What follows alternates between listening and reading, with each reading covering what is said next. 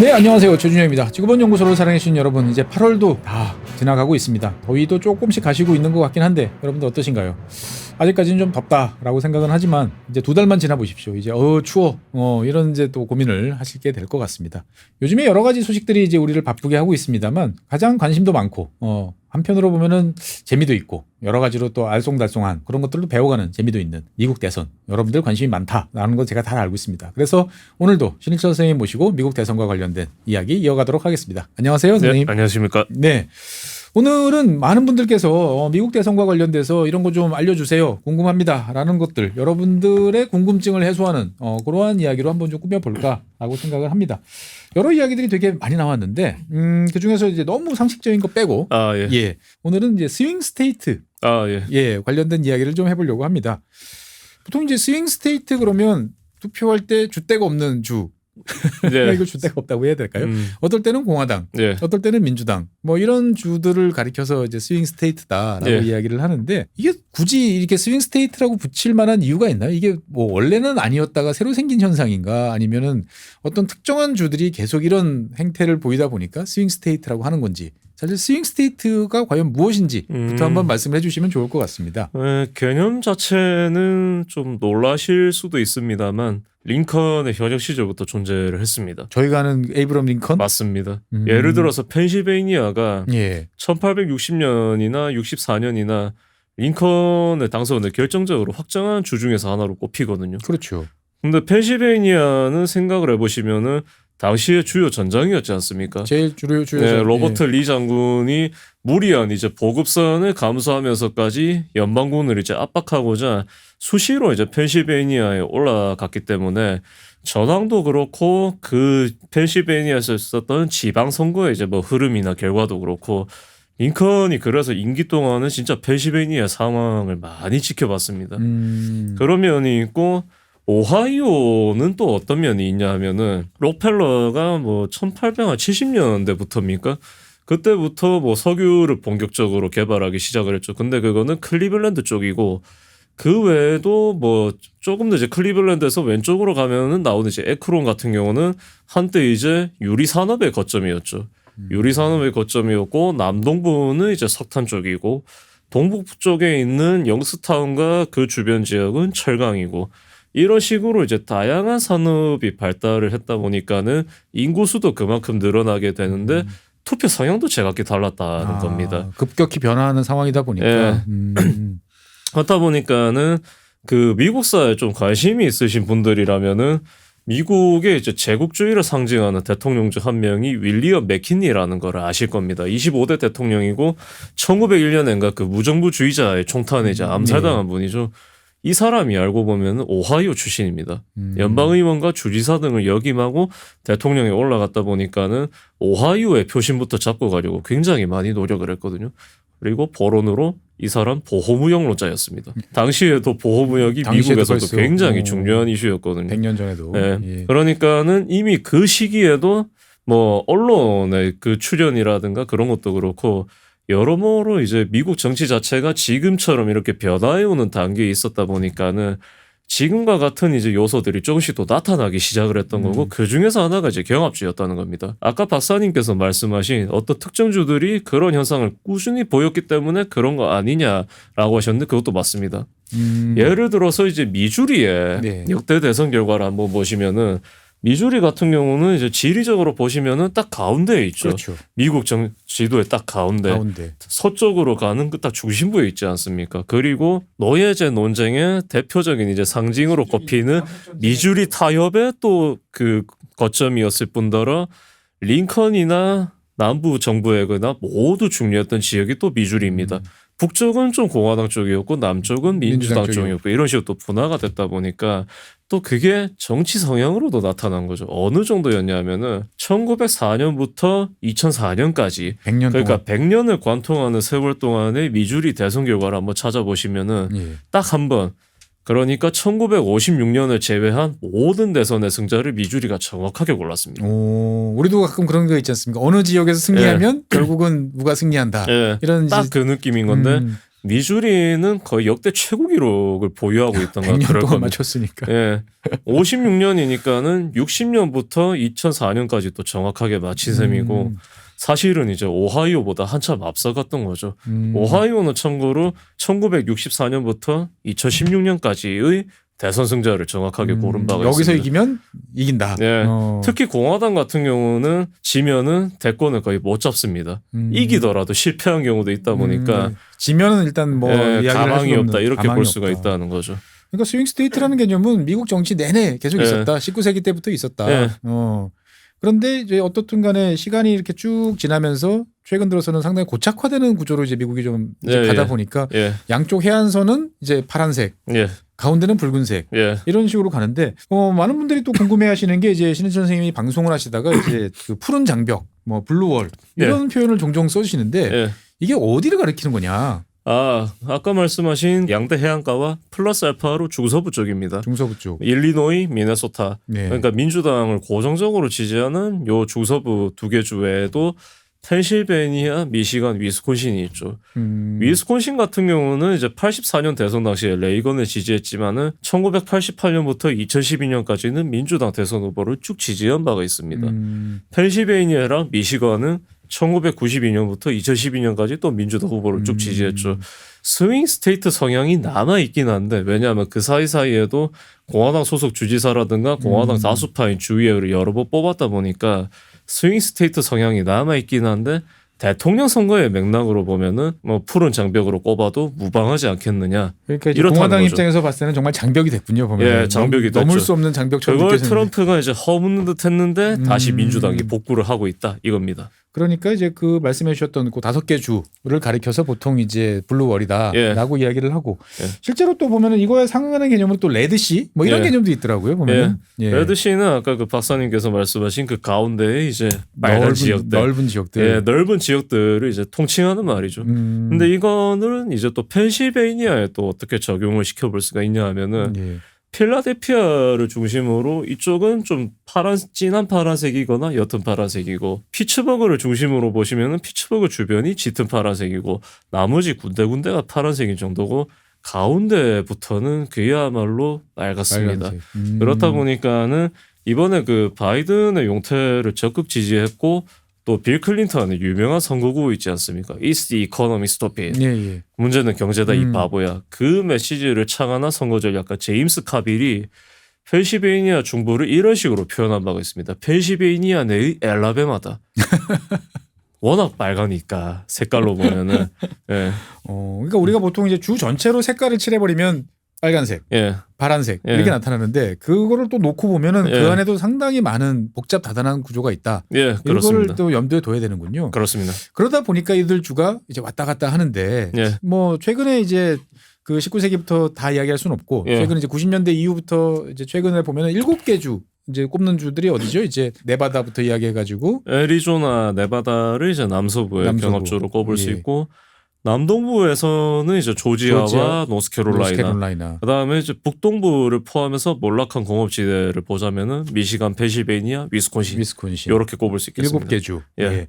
이 7개 주들이 이제 움직이는 이제 이유, 예. 스윙으로 이렇게 저렇게 움직이는 이유는 뭐 마음이 갈 때 같아서는 아닐 것이고 예, 다 나름대로의 이유가 좀 있을 텐데 예. 큰 이유들을 뭐 몇 가지로 정리를 좀 해볼 수 있을까요? 보면. 애리조나와 조지아는 이제 인구 구조의 변화, 그다음에 반트럼프 보수화의 적극적인 민주당 지지 애리조나나 조지아 같은 경우는 그럼 인구가 지금 많이 늘어나는 주다 보니까 늘어나는데 이제 소수인종 인구가 특히 눈에 띄게 늘어나고 있죠. 그러다 보니까 정치적인 어떤 입장 변화들이 강하게 나타난다. 예. 이렇게 이제 보시면 되겠고. 예, 그럼 나머지 저쪽 북쪽에 있는 펜실베니아라든지 이런 지역 같은 경우는 또 반대로 인구 감소 뭐 이런 것들이 그런 그 미시간은 그렇게 보실 수도 있겠습니다만은 위스콘신은 반대로 인구가 줄어들고 있지는 않습니다. 그러니까 이제 위스콘신은 결국에는 어느 쪽이 지지층을 더 잘 규합하느냐 이 싸움으로 이제 보시면은 되겠습니다. 그러니까 양쪽 다 거점들은 확보하고 있는 상태에서 예. 확장을 누가 많이 하는 때냐에 따라서 그때마다 예. 바뀐다. 실은 바이든이 위스콘신을 지키기 위해서 위스콘신의 여러 시골 소도시의 선거 조직을 집중적으로 닦아뒀거든요. 그러니까 해리스가 이제 월즈를 지명한 것도 결국에는 그런 지역들을 더 적극적으로 공략해 보려 함이 아니겠느냐. 실제로도 그 월즈가 데뷔 유세를 위스콘신 서부에서도 하지 않았습니까? 네, 그렇죠. 이게 어떤 속내가 있는 거냐 하면은 위스콘신이랑 미네소타가 이렇게 딱 붙어 있지 않습니까? 그렇죠. 유세 지역인 오클레어가 딱 또 그 최서부에 있거든요. 최서부에 있는데 이 지역이 마침 이제 끝도 없이 뻗어가고 있는 미니애폴리스의 교회에 속하기도 합니다. 민주당이 장기적으로 공략해 볼 법한 지역이거든요. 지역이다. 근데 그렇게 하면서도 농민 표심에도 어필을 할 수 있으니까 민주당으로는 이제 일거양득이다. 이렇다는 거죠. 그러니까 아무 지역이나 잡아서 그런 거는 한 건 아니다. 절대 아닙니다. 절대 아니다. 예. 그러니까 어떻든 간에 이제 이 주들이 왔다 갔다 하는 것은 주 내부의 상황들이 그때그때마다 바뀌는 예. 여러 가지가 있고 이게 어떨 때는 인구일 때도 있고 예. 어떨 때는 경제일 때도 있고 예. 여러 가지 상황들이 있으니까 사실은 그냥 스윙 스테이트 이렇게 퉁쳐서 이야기하기는 예. 너무 넓고 예. 어렵다라고 예. 이제 일단은 말씀을 이제 드리면 될 것 같고 예.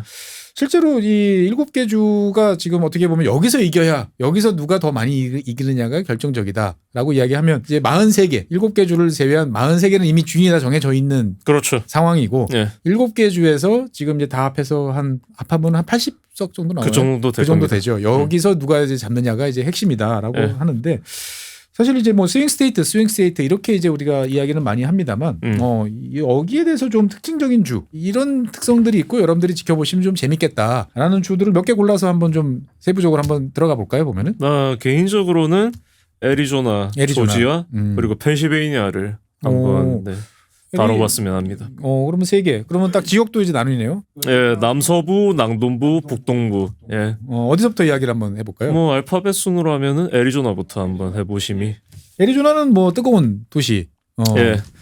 뜨겁다 보니까는 이제 냉방 시스템을 획기적으로 발전을 시켰고 그 덕분에 주거 환경이 조금은 나아진 그런 곳이기도 합니다. 아, 에어컨을 사랑하는 주. 사랑할 수밖에 없죠. 피닉스만 하더라도 여름철이 되면 상상을 초월할 정도로 덥지 않습니까? 그러니까 근데 그런 주에 사람들이 요즘에 늘어난다. 사실 되게 신기한 일인데 예. 어떤 일이 벌어지고 있나요? 애리조나에서는. 일단은 그 남서부 주들이 경제 발전의 수혜를 누릴 수 있는 이유는 역설적으로 서부 해안가에 있죠. 캘리포니아 주나 네, 이런 주거비가 너무 비싸다. 주거비가 너무 비싸다 보니까는 네. 노동자들이 좀 많이 옮겨가려 하고 회사도 옮겨가고 네, 심지어. 가까운 이제 남서부로 옮겨가려 하는데 말씀하신 바와 같이 테크 기업 위주로 기업들도 많이 옮겨가고 있죠. 근데 애리조나는 콜로라도와 마찬가지로 그 시도를 왜 해볼 수가 있느냐?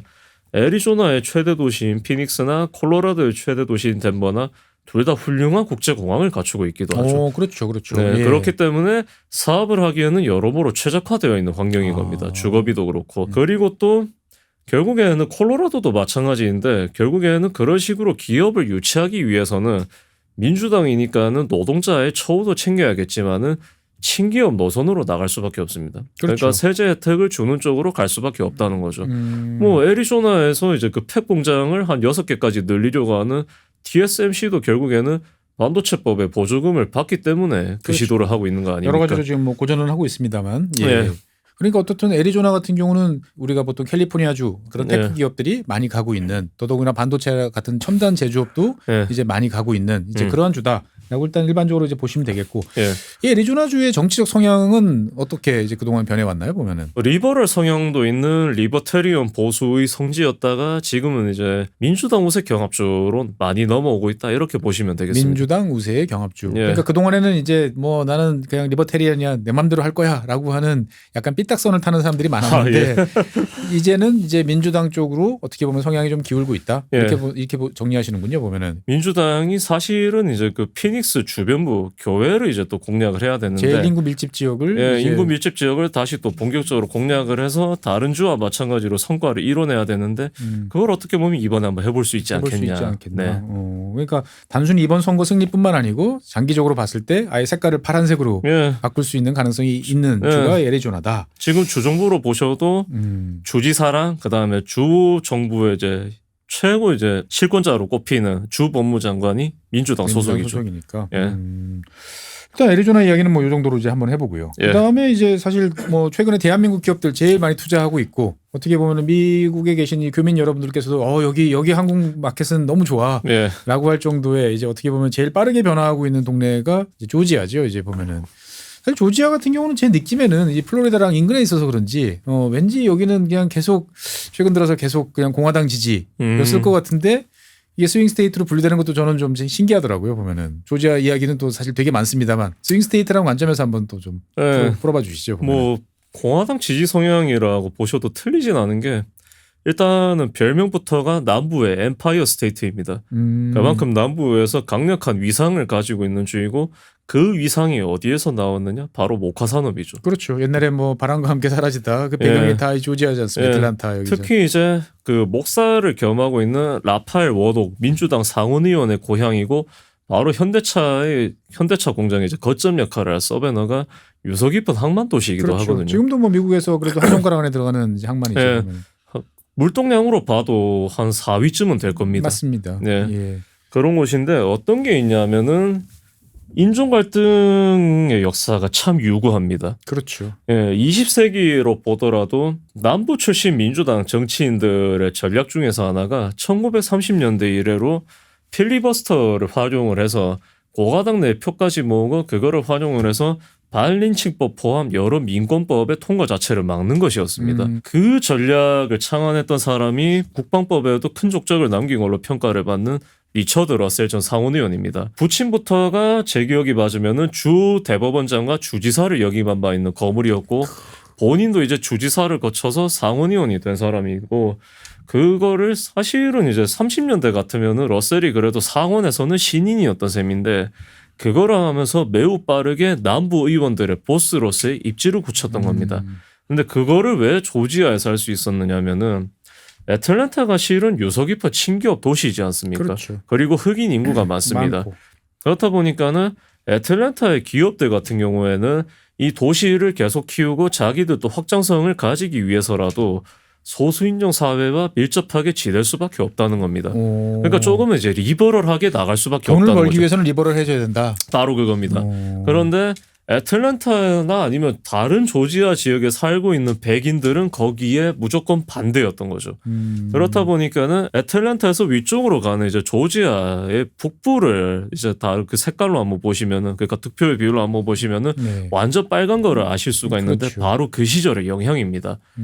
그 애틀랜타 기업들의 노선에 반대하는 백인들이 갈수록 애틀랜타에서 떨어진 조지아 북쪽 지역으로 옮겨가고 있거든요. 악마가 사는 동네에서 이제 밖으로 따져나서 우리끼리 살 거야.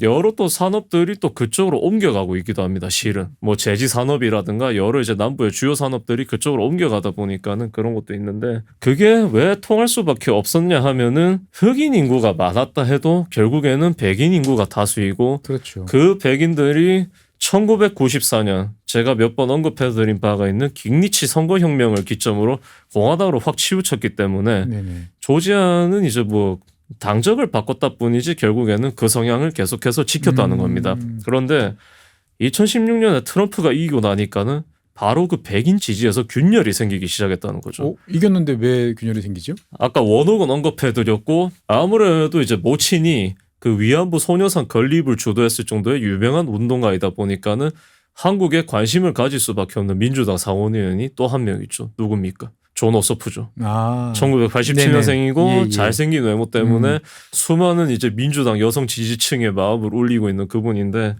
오소프가 이제 그 기억하시는 분들은 할 겁니다. 2017년 6월에 조지아 제6구 그러니까 옛날에 깅리치의 지역구였던 곳에 출마를 해서 재보선을 치렀습니다. 맞습니다. 재보선을 치러서 결선까지 갖고 패했지만은 48%를 넘겼죠. 왜냐하면은 애틀랜타와 그 주변 근교에 거주하는 대졸 백인 여성들이 트럼프의 당선을 보고서 경악을 한 나머지 민주당으로 뭉치기 시작을 했다는 겁니다. 결집을 하면서 네. 바로 이거를 이제 프랑스로 치면은 옛날에 나치에 저항했던 레지스탕스가 영어로는 이제 레지스턴스이지 않습니까? 예. 바로 그 레지스턴스의 이제 시작이라 해도 과언이 아닙니다. 그리고 그분들이 2018년에도 스테이시 에이브럼스 당시 민주당 주지사 후보를 적극적으로 찍었기 때문에 그 정도 박빙의 표차가 나왔던 것이고 바이든은 더 많은 지지를 받았고 그리고 조지아 공화당이 왜 게리 맨더링을 2020년 대선 후에 한 번 더 했느냐 하면은 제6구뿐만 아니라 제7구 이쪽은 아예 역시 이제 공화당 텃밭이고 애리조나 근교를 주로 이제 관할하는 지역구인데 애틀란타 주변을 예. 6구가 2018년에 민주당으로 넘어갔고 20년에는 제7구마저 민주당으로 넘어가 버린 겁니다. 그러니까 공화당이 위기감을 느끼고서 6, 7구를 합쳐버렸거든요. 민주당엔 하나만 주겠다. 예. 그런 식으로 합쳐버렸을 정도로 애틀랜타 교회의 특히 이제 대졸 백인 여성을 위주로 반 트럼프 현상이 뚜렷하다. 실은 이게 원옥이 2022년에 조지아에서 또 승리한 비결이기도 합니다. 어쨌든 조지아 그리고 특히 이제 조지아는 애틀란타를 빼고 이야기할 수는 없고 절대 얘기할 수가 없죠. 어쨌든 대도시의 민주당 친민주당 성향, 그다음에 교외 지역 그 젊은층 특히 여성들의 최근 들어서의 친민주당 성향 이런 것들이 이제 나타나면서 어떻게 보면은 이제 그 여러 가지 변화들이 나타나고 있군요 보면은. 그렇기 때문에 사실은 인플레이션 감축법이 여러모로 무서운 법안인 것이 그 한옥 휘설 공장이 참고로 애틀랜타 근교인데 바로 친트럼프인 마조리 테일러 그린 공화당 하원의원의 지역구에 위치하죠. 포석이 뭐겠습니까? 가만히 있어라. 그리고 서베너 주변 현대차 공장이 들어설 카운티도 사실은 공화당 표밭에 가깝습니다. 그럼 거기에 굳이 전기차 공장을 배터리 공장을 짓는다? 무엇이겠습니까? 결국에는 이제 민주당 특히 바이든 행정부가 트럼프를 변함없이 지지하는 그런 노동자들의 표심까지도 다 염두에 두고서 예산을 배분을 하고 있다 이겁니다. 사실 IRA 수혜 지역을 이제 공화당 민주로 나눠 보면은 이제 공화당이 한 65%, 그렇죠. 60% 정도 더 많습니다 보면. 근데 그 중에서도 특히 조지아 같은 경우는 여러 가지로 이제 많이 있다 보니까 어떻게 보면은 이제 민주당 입장에서 봤을 때는 정책을 잘 활용을 해서 상대방을 이제 균열을 내고 결집을 막는 이제 이런 카드들을 잘 작동을 이제 시켜왔는데 그래도 그 동안은 계속 조지아는 그래도 어떤 공화당 성향이 되게 강하다. 민주당으로서는 끊임없이 도전하지만 승리하기는 상당히 어려운 지역. 뭐 이렇게 이제 분류가 됐는데. 그럴만도 했던 것이 맥케인 의원이 히스패닉 사회를 끌어안았다면은 조지아의 유력 정치인들은 대대손손 그래도 깅리치와 다르게 흑인 사회를 많이도 좀 포용하려고 노력을 했습니다. 한 2, 3년 전인가 잡고한 조니 에이 잭슨 전 공화당 상원의원만 하더라도 그 킹 목사의 이제 생전의 기반이었고 지금도 원옥 이제 담당 목사로 활동하고 있는 에베네세 침례교회를 수시로 방문을 했고 유대 관계를 다진 바가 있거든요. 그런 시기였는데 트럼프는 생각해 보시면 완전히 정반대죠. 완전히 선을 딱 꺼놓고. 그리고 이게 왜 중요한가면은 두 가지 포인트로 이제 말씀을 드릴 수가 있는데 조지아 같은 경우는 앞서 말씀드린 바와 같이 그런 이제 목화 산업의 이제 거점이었다 보니까는 아직까지도 시골이나 그 소도시 중에서도 흑인 비율이 높은 곳이 많습니다. 예전에 남쪽으로 내려가다 보면은 이제 그 서베너가 있는 곳에서부터 이렇게까지 서쪽으로 쭉 관통을 시켜볼 수가 있거든요. 그게 그대로 옛날 그 목화가 잘 자라던 토양에 있던 그 지역 그대로 그 블랙벨트가 존재를 하고 그 블랙벨트 쪽에 대도시들이 또 군데군데 존재를 하죠. 뭐 콜롬비아, 오거스타, 서베너 같은 이런 도시들이 있기 때문에 사실은 민주당이 흑인 농민이 원하는 정책도 언급을 하고 서민적인 면모까지 내세워 볼 수 있으면은 그쪽에서도 지지층을 최대한 규합을 해서 공화당의 뭐 탈환 가능성을 근본적으로 없애볼 수가 있다는 겁니다. 그 점에서 해리스의 월즈 발탁이 굉장히 중요하죠. 왜냐하면은 조지아 민주당의 또 다른 요청 중 하나가 그겁니다. 월즈가 조지아의 시골이나 소도시도 직접 좀 방문을 해주면 안 되겠냐. 중소부만 있지 말고 남부까지 와서. 그리고 또 인구구조 변화라 하면은 애틀랜타 교외 카운티 중에서 하나인 귀넷 카운티가 있습니다. 여기가 이제 애틀랜타 쪽 도심 쪽 카운티하고는 다르게 공화당이었다가 민주당으로 넘어오기 시작했는데 그 요인 중에서 하나가 바로 한국계를 포함한 아시아계 인구 증가와 그들의 적극적인 정치 참여거든요. 그리고 아시아계는 그 어떤 경향이 있냐면은 중간 선거에는 덜 참여하고 공화당을 상대적으로 더 많이 지지합니다. 중간 선거에서는. 그런데 대선에서는 민주당 지지율이 70%를 거의 고정적으로 넘기죠. 신기하네. 그리고 또 마지막으로 애틀랜타의 이제 준교회 중에서도 포사이스 카운티와 체로키 카운티라는 곳이 있습니다. 이 중에서도 포사이스 카운티 같은 경우는 1920년인가 인종 폭동을 직접 경험한 바가 있는 동네거든요. 맞습니다. 그런데 이쪽 지역들도 최근에 소수인종 인구가 증가를 하면서 그만큼 민주당 득표율도 유의미하게 증가를 하고 있습니다. 어쨌든 투자가 집중되는 만큼 사람들이 외지에서 몰려오는데 특히 이제 아시아 쪽이라든지 이제 전통적인 흑백을 제외한 나머지 소수민족들이 이제 또 많이 오고 있다 보니까 인구 구조 변화, 그 다음에 전통적인 또 지역의 어떤 여러 가지 이야기들 이런 것들이 있군요 보면. 그러니까 득표율로 보시면은 포사이스나 체로키 카운티나 그 남부주가 완전히 공화당으로 넘어간 후에는 거의 뭐 80대 20 이랬던 것이 지금은 뭐 67대 33 이 정도 선까지 많이 좁혀졌습니다. 많이 맞다. 그렇기 때문에 이번에도 조지아의 선거 결과를 한번 지켜보고 싶으시다면은 체로키 카운티와 포사이스 카운티의 민주당 후보 득표율 한번 보시면 얼마나 됩니다. 나오는지 한번 발표가 특히 있다. 포사이스 카운티 같은 경우는 그 정확한 비율을 말씀드릴 수는 없습니다만은 흑인 인구가 또 꾸준히 증가하고 있거든요. 민주당 쪽에서도 그들을 이제 좀 규합하려고 노력을 하고 있고. 이게 조지아주 같은 경우는 선거인단이 몇 명이죠? 16명입니다. 16명. 적지 않죠. 적지 않죠. 예. 오. 그리고 또 트럼프가 애리조나에서는 맥케인 의원을 계속 비하함으로써 표를 반 트럼프 깎아먹고. 보수층의 이제 분루화 요인을 만들어냈다면은 조지아에서는 브라이언 캠프 주지사를 끊임없이 비하하고 있다는 겁니다. 근데 이게 왜 중요하냐면은 캠프 주지사가 2018년에 처음 당선되었을 당시에는 전기 톱으로 나무를 자르고 SUV 트럭을 몰고 다니는 모습을 보여줬을 정도로 친트럼프 이미지를 연출하려고 엄청나게 노력을 했거든요. 그런데 바이든이 집권한 후에는 IRA 예산을 끌어오면서 예. 좀 더 중도적인 이미지를 내세우기 아니, 뭐 시작을 했습니다. IRA 최대 수혜를 받는 주가 이제 보면 예. 조지아 아닙니까? 그리고 무엇보다도 2020년 대선 결과 번복에 반대했죠. 그렇다 보니까는 이제 캠프가 트럼프와 그 트럼프 지지층의 신임을 못 받게 되었지만은 그럼에도 불구하고 22년 당내 경선에서 이겼고 허셜 워커 당시 상원 후보와 다르게 주지사 선거에서 낙승을 했죠. 그러면 자 생각을 해보실 것 같으면은 트럼프가 현직 주지사니까는 캠프를 끌어안는 게 맞습니다. 그렇죠. 이제는. 그러면은 애틀랜타 근교에 거주하는 대졸 백인 여성의 민주당으로의 이탈도 어느 정도는 막아볼 수가 있을 거 아니에요. 네. 근데 아직까지도 캠프를 계속해서 비판을 하고 있거든요. 사실 뭐 트럼프가 이제 그렇게 마음이 떠난 사람을 네. 다시 이렇게 웃으면서 안는 스타일은 아니죠. 절대 보면. 아니죠. 근데 이게 또 어떤 면에서 트럼프의 발목을 잡을 수도 있느냐.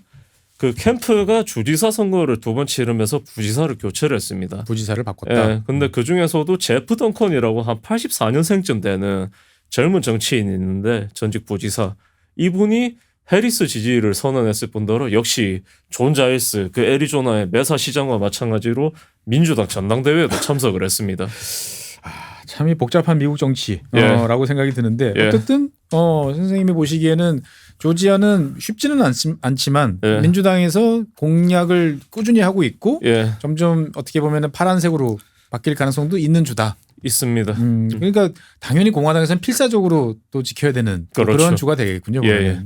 이번 전망은 어떻게 보세요? 보면 저는 애리조나, 조지아 둘 다 해리스의 후보 교체가 수성 가능성을 더 확실하게 높여줬다.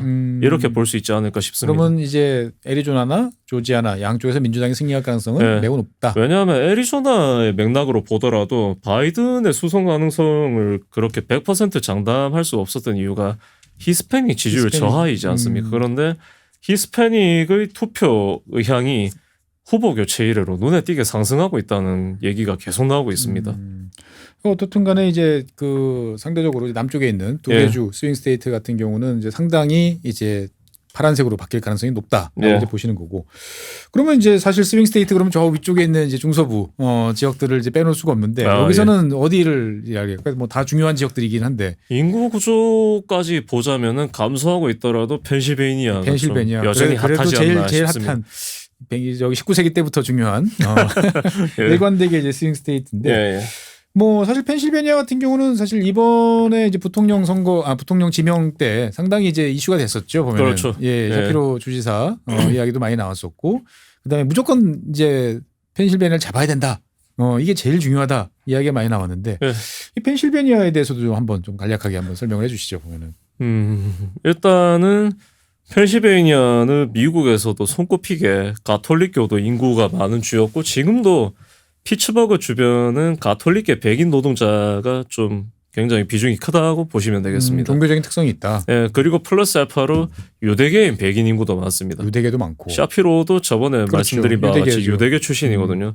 그렇기 때문에 사실 해리스가 펜실베이니아를 지키기 위해서는 크게 두 가지를 해야 된다는 거죠. 더그 에모프 남편, 유대계인 남편을 예. 좀 전면에 최대한 내세워보고 두 번째로는 이스라엘 지원이라는 민주당의 기조를 버려서는 안 된다. 아, 예. 사실은 전체적으로 보면 약간 소탐대실 느낌도 좀 드는데 예.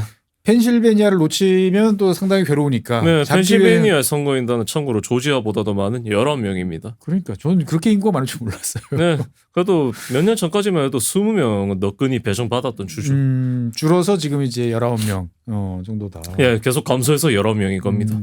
펜실베니아는 왠지 느낌적으로 보면 계속 민주당 성향이었다가 아. 최근에 몇 번 이제 이탈을 했던 것 같기는 한데 네. 뭐 최근 한 30년 사이에 보면 어떤 식으로 이제 변화를 했었나요? 보면은 뭐 1970년대부터는 공화당으로도 곧잘 이탈을 했다가 그래도 92년 그러니까 클린턴이 나오고 나서부터는 좀 민주당가 다시 좀 많이 돌아온 편입니다. 그렇죠. 주지사 선거로 보셔도 2014년에 이미 민주당 소속 주지사 지금은 전임인 톰 울프를 한번 뽑은 바가 있죠. 참고로 당시에는 미시간, 일리노이, 위스콘신의 주지사 전부 공화당 소속이었습니다.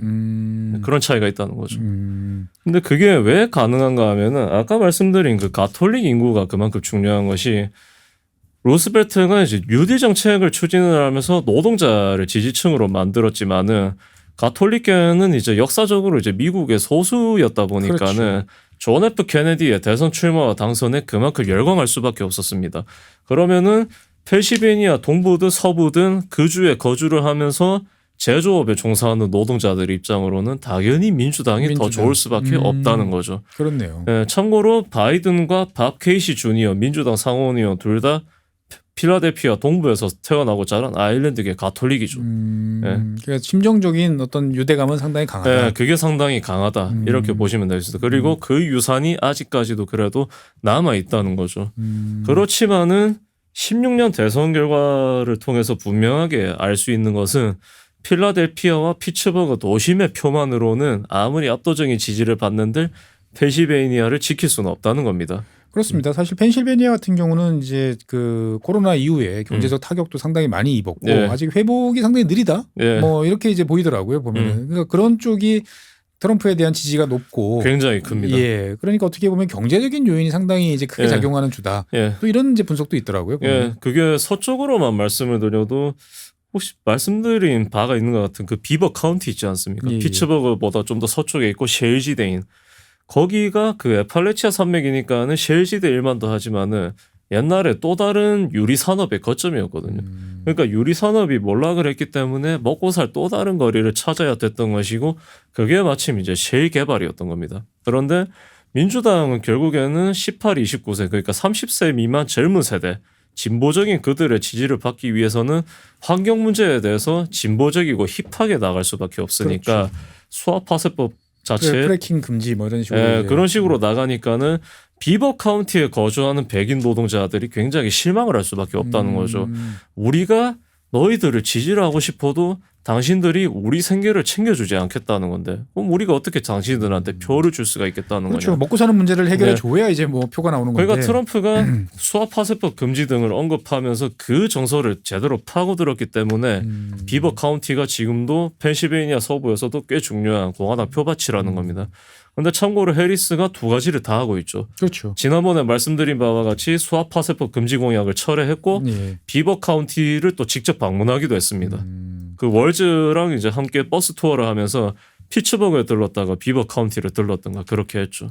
어떻든 간에 이제 그 각 지역이라는 게 스윙 스테이트라는 게 쭉 말씀 들어보면은 예. 그냥 우리는 색깔 파란색, 빨간색 이렇게만 보지만 예. 그 안에는 그 계속적인 변화들이 이제 발생을 하고 있고 예. 그게 전체적으로 보면 미국 전체의 변화하고 상당히 비슷한 것 같아요. 매우 유사합니다. 대도시는 점점 인구 구성이 다양해지고 그다음에 민주당 성향, 친민주당 성향이 강해지는 데 비해서 이제 교외 지역 이런 쪽 같은 경우는 거기다 위협을 느끼면서 더 똘똘 뭉쳐서 이제 공화당 성향이 이제 강해지는.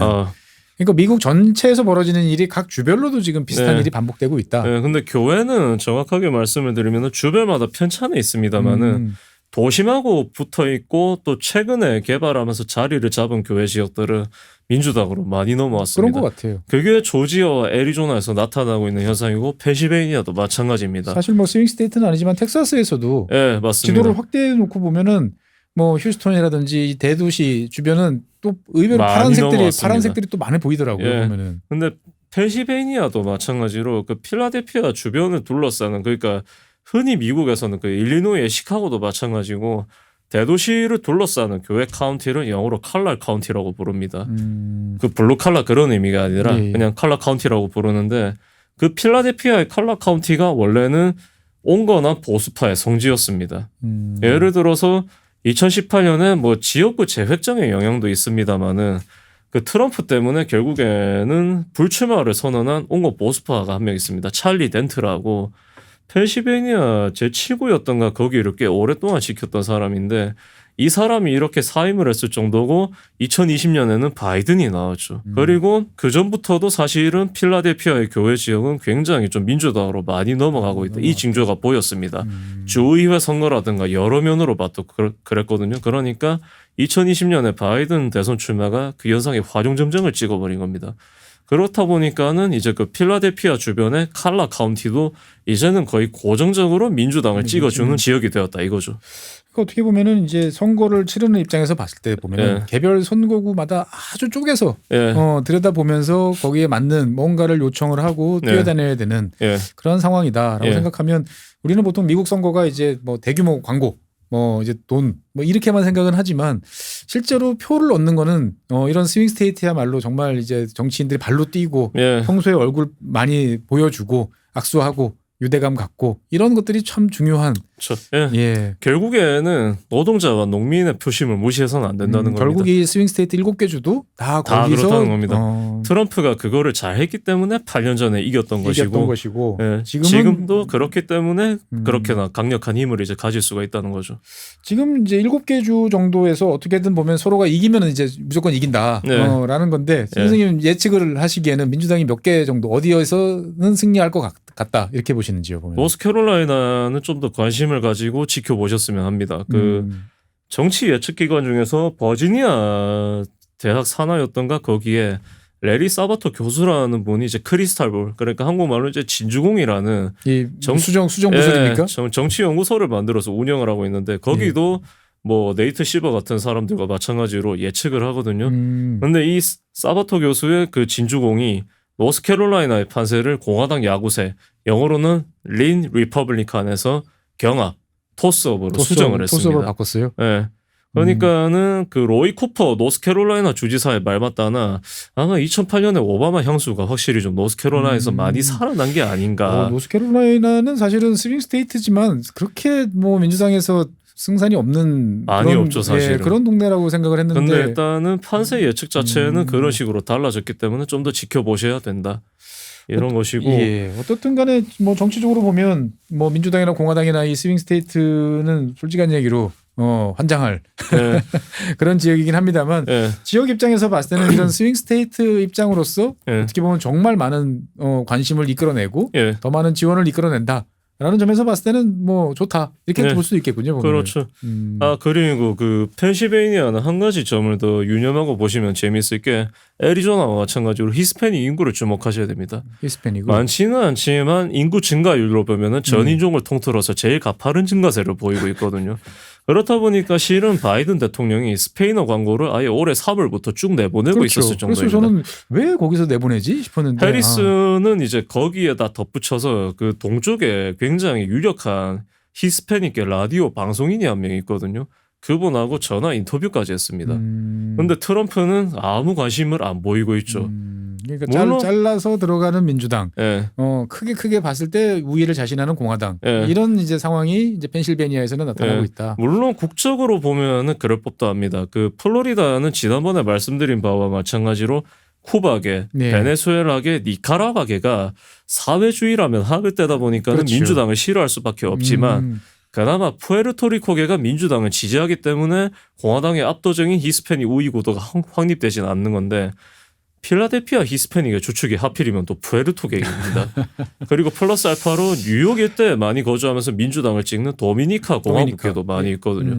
근데 그렇다 해도 트럼프 전 대통령이 정말로 히스패닉 지지율을 유의미하게 높이고 싶다면은 네. 노동 이슈도 선점을 할 수 있기 때문에 그런 분들하고도 소통을 해야 된다 이거죠. 사실 이 얘기가 공화당 내부에서도 나오고 있지만은 역시 안 듣고 있죠. 트럼프 전 대통령이. 그러니까 어떻게 보면 선거라는 건 다 똑같구나. 네. 누구도 섭섭하지 않게 잘 챙겨주면서 그렇습니다. 다독거리면서 최대한 끌고 가야 이기는 예. 건데 또 막상 선거를 치르는 입장에서 봤을 때 보면 옛날에 원한도 있고 예. 뭐 별로 중요한 것 같지도 않고 여러 가지가 얽히면서 예. 나타나는 모습들이다라고 이제 볼 수가 있겠군요. 어떻든 뭐 여러분들께서 스윙 스테이트 이야기를 많이들 하시지만 7개 주 그중에서도 오늘 한 3개 주 정도에 대해서 여러 가지 이야기를 나눠봤고요. 기회가 되면 나머지 4개 주에 대해서도 한번 말씀 나눠보겠습니다. 예. 그래서 어떻든 간에 7개 주에 많은 관심을 가져주시고요. 이 방송을 보시는 이 스윙 스테이트에 계신 교민 여러분들 계시다면 동네 정치적인 분위기, 상황 이런 것들 말씀해 주시면 훨씬 다양하고 풍성한 내용으로 더 구성이 될 것 같습니다. 네, 오늘 준비한 사항은 여기까지고요. 다음 주에 다시 새로운 모습으로 여러분들 찾아뵙도록 하겠습니다. 신전 선생님은 언제나 미국 정치에 대해서 좋은 소식을 전해주시는데 다음 달 이제 토론회 관련해서도 한번 좀 전해주시겠죠, 보면? 예. 네, 알겠습니다. 네, 미국 정치 이야기는 여기까지 하고요. 다음번에는 새로운 내용으로 여러분들 찾아뵙도록 하겠습니다. 지금까지 시청해주신 여러분 대단히 감사합니다.